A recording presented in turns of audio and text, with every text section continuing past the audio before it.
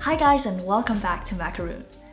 Halloween is one of my favorite holidays to make videos for, and every year I try to come up with a DIY that's kind of creepy yet kind of cute and without being disgusting and showing blood and gore and that kind of stuff. This year I decided to go with sodium alginate water eggs, which I made using this kit here. I have a separate video explaining how everything works, which I've linked up here or down below. These are filled with Halloween sprinkles and I love how they turned out. Unlike squishies or clay, these water charms don't last a long time, so you don't even have to feel bad about destroying them. And as you'll see later on, it's so satisfying to cut them open.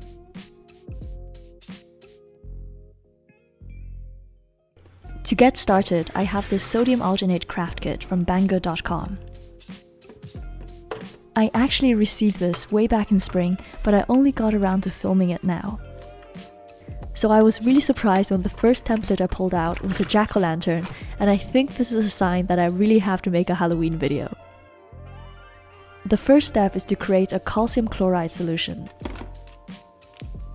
If you've watched my first two videos, you might remember that I accidentally added too much powder, which made the whole DIY a lot more complicated.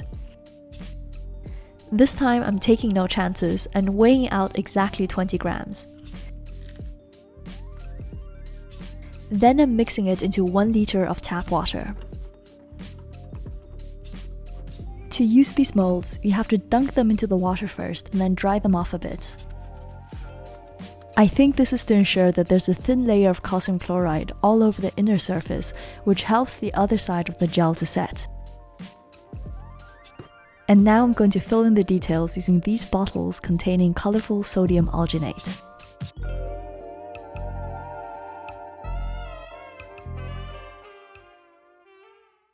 Then I'm placing it back into the solution and waiting for a membrane to form all over the surface. Unfortunately, the inside of the template has a rough wooden texture and it sticks to the gel almost like Velcro. So this pumpkin ended up being a pretty big fail, and I'm slightly annoyed at why they would even make molds with a surface that's clearly unsuitable.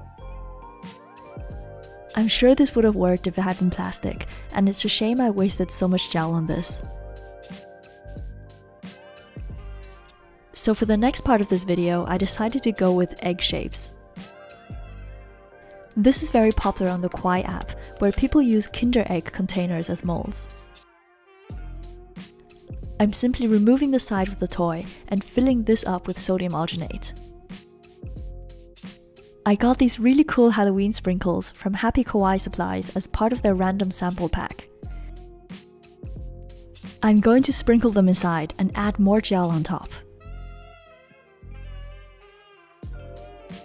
Then I'm holding this into the solution and waiting for the outer layer to set. This time, the spherification process worked perfectly, and I have a squishy egg with the sprinkles trapped inside.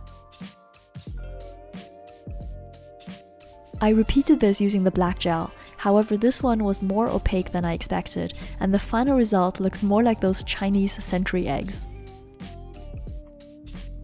I actually ate loads of those as a kid, though I haven't had one in ages. Let me know below if you've ever tasted those black eggs, and if not, whether you'd be brave enough to try one.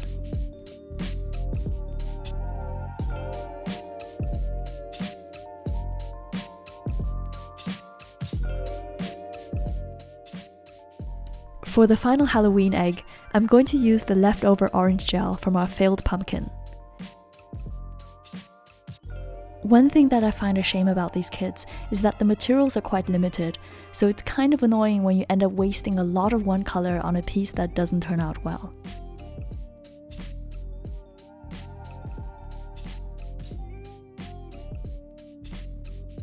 This one, however, ended up great, and I love how you can see the sprinkles moving around inside.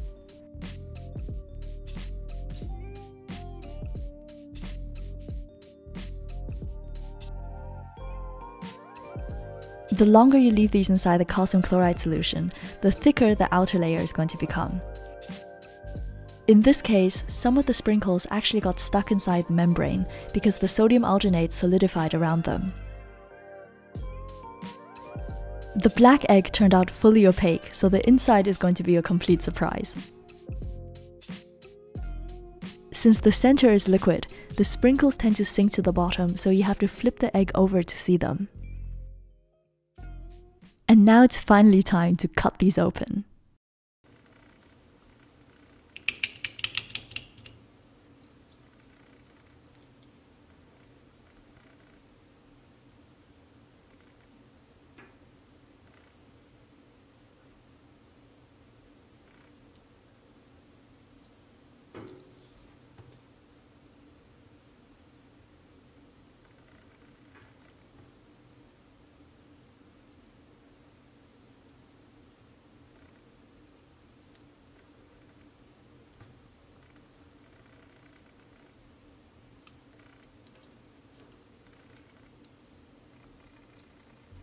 This is my favorite set of Halloween sprinkles because it's the perfect mixture of cute and creepy. The eyeballs remind me a bit of the slime I made for this video here.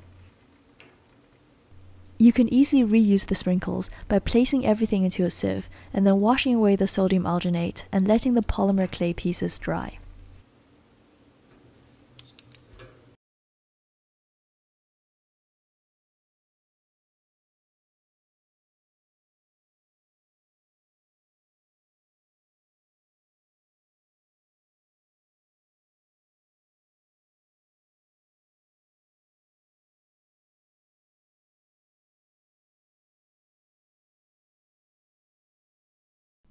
This one has such a nice texture, which reminds me a bit of nail polish or makeup.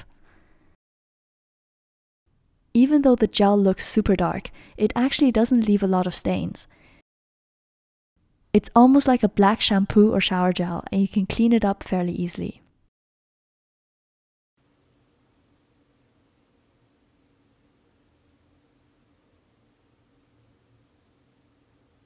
Unfortunately, the sprinkles got a bit lost in this one. However, I do like this little ghost here.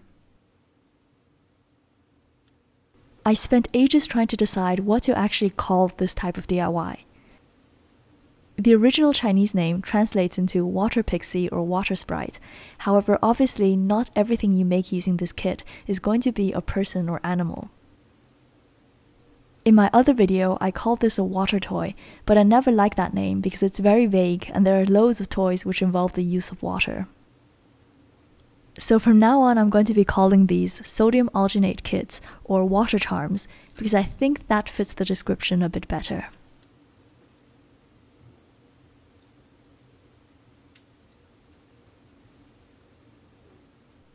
Last but not least, we have this translucent orange egg.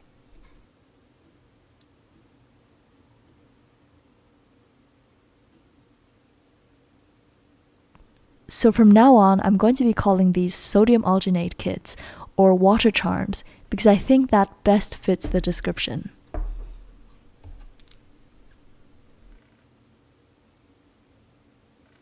I definitely prefer the more transparent or translucent looking sodium alginate gels over the opaque ones. I like being able to include other objects into the water charm, and the transparency gives it another layer of aesthetics.